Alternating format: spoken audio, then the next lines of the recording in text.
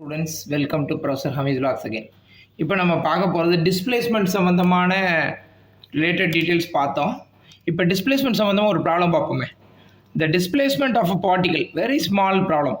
The displacement of a particle, ரைட்டுங்களா, of a particle starting from ரெஸ்ட்டில் இருந்து வருது. ஒரு ஆப்ஜெக்ட் வந்து ரெஸ்ட்டில் இருக்குது at time t = 0. Time t = 0ங்கிற இதில் ரெஸ்ட்டில் இருக்குது உங்களுக்கு. அடுத்து இஸ் கிவன் பை, அதனுடைய டிஸ்பிளேஸ்மெண்ட் பார்த்தீங்கன்னா எப்படி கொடுத்துருக்காங்க, s is equal to 60² minus t³ கொடுத்துருக்குறாங்க.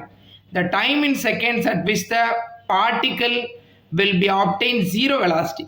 ஜீரோ வெலாசிட்டி எப்பப்பா வரும் அப்படின்னு கேட்குறாங்க. ஜீரோ வெலாசிட்டி எப்பப்பா வரும் அப்படின்னு கேட்குறாங்க. நல்லா கவனிச்சுக்கோங்க. ஜீரோ வெலாசிட்டி வந்து வரும்போது அவங்க என்ன கேட்குறாங்கன்னா டைம் என்னன்னு கேட்குறாங்க. ஜீரோ வெலாசிட்டி எப்போ வரும்னு கேட்குறாங்க. ஜீரோ வெலாசிட்டி வரும்போது டைம் என்ன, அதனுடைய டைம் என்ன அப்படிங்கிறத கேட்குறாங்க. பார்த்துக்கோங்க. அப்போ ஜீரோ வெலாசிட்டி வரும்போது டைம் என்ன அப்படின்னு பார்த்தோம்னா அது கேல்குலேட் பண்ணுறதுக்கு ஃபஸ்ட்டு நமக்கு வந்து டிஸ்பிளேஸ்மெண்ட் கொடுத்துருக்குறாங்க. அதனுடைய ஈக்குவேஷன் பார்த்தீங்கன்னா s is equal to 60² minus t³ கொடுத்துருக்குறாங்க. உங்களுக்கு ஏற்கனவே தெரியும் v is equal to ds by dt. v is equal to ds by dt உங்களுக்கு ஏற்கனவே தெரியும். ds by dtனா இதை ஒரு தடவை டிஃபரன்ஷியேட் பண்ணுறது.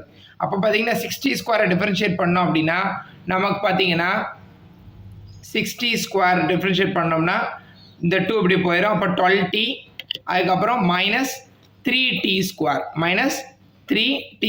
ரைட்டா. அப்போ உங்களுக்கு ds by dt கால்குலேட் பண்ணியாச்சு.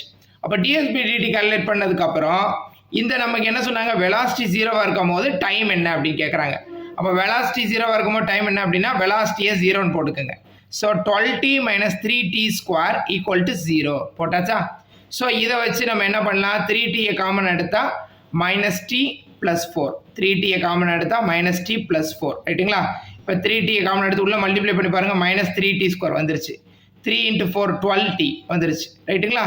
= 0 போட்டோம்னா 3t = 0. அப்போ t எவ்வளவு அப்படிங்கிறத நம்மளால் கால்குலேட் பண்ண முடியும். t எவ்வளோங்கிறத நம்மளால் கால்குலேட் பண்ண முடியும். ஸோ அதே மாதிரி 4 - t = 0. அப்போ t = 4.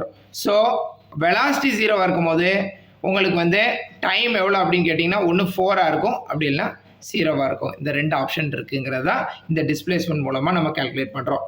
அடுத்து பார்த்தீங்க அப்படின்னா